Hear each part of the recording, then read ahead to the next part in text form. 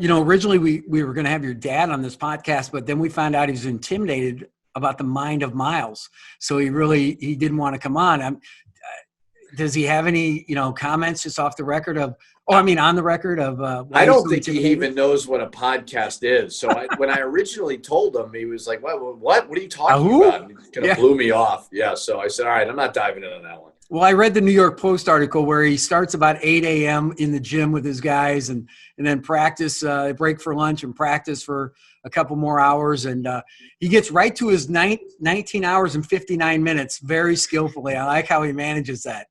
You know what? Here's what I'll say about him. What is remarkable, right? I mean, you've coached in a million different places. I've coached now for a little bit. And you're trying to like mentally figure out where the right place is for yourself when you're coaching, right? I am blown away by the adversity that he has dealt with over the last couple of years. And, you can say what you want. Obviously people who work for him let him down. It's his responsibility, all that, stuff that everybody, talks about, which I get. But he has never lost the love of coaching. No. And has never lost the love of being on the court. I mean, he loved it so much, he went to Greece. And where I'll give him credit, and again, like when somebody who works for you lets you down, it certainly is our responsibility. But what a huge bummer. You know what I mean? Like it heartbreaks you. Never did he feel sorry for himself. He just picked himself right back up and said, okay, I'm going to Greece and, I'm going to take advantage of that opportunity. Or Iona calls. And I mean, he's got such a great belief in what he's doing and such a love to coach that it's inspiring for a 38-year-old who's still somewhat young in this thing. Yeah. Well, you're aging by the day, by the way. The Big Ten will do that to you. So what was it like, honestly, growing up? My dad's the coach of the New York Knicks. My dad's the Boston Celtics coach. Did you have to live it down when this town sucks of negativity? Or, You know what? You probably glossed over, probably for me, the formative years of my life, which was 8 years in Lexington, Kentucky.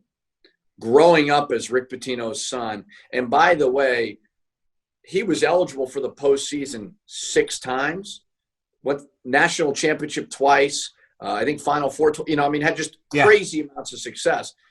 But Lexington, Kentucky is not a normal place to live. And Big Coach Blue Calipari, Nation? Coach Calipari handles it very, very well. But that is not normal. Now, luckily for me, there was no social media at the time. But 8 years of that, I remember when my dad came, and I loved it, by the way, and unbelievably supportive people and fans. But when he came to us and said, hey, I want to go to the Boston Celtics, we were all like, oh, all right, great. Let's get it. A relief. Yeah, I mean, Boston's such an easy town. Yeah, I mean, that's why for me, like, I don't relish in fame and all that stuff. Like, that's not me at all. And I think a lot of that has to do with growing up in that. And then we went to Boston, totally different. I consider myself more of a New Englander. A lot of my friends, my wife's from Boston. How many states are in New England? How many states?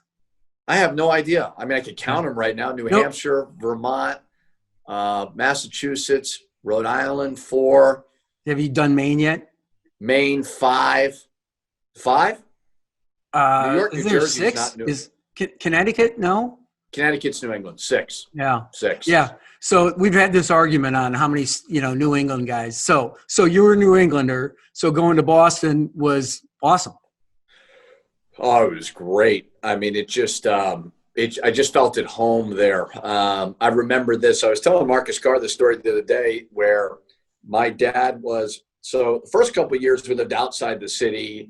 And I remember when my junior year or whatever, he gets a brownstone in downtown Boston. We moved to downtown Boston. I'm starting to enjoy life a little bit, the whole deal. And all of a sudden he goes, and they're having a bad season. He flies down to Miami to play the Heat.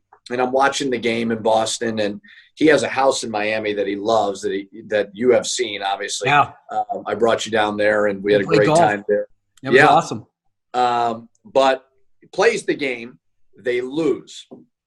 And I remember Paul Pierce coming off the court, and he hugs Paul Pierce. And, you see kind of tears in his eyes. And I'm watching going, oh, no. That's not good. He's not going to return. And he resigns the next day, stays in Miami. I don't know if he's ever been back to Boston since. And so, like, you know, for me, it was great because I ended up going to Providence College and, you know, really spent 8 years up there and had a blast. And obviously, it's got a special part for me. I mean, it's just got so much, you know, the people there have got so much character.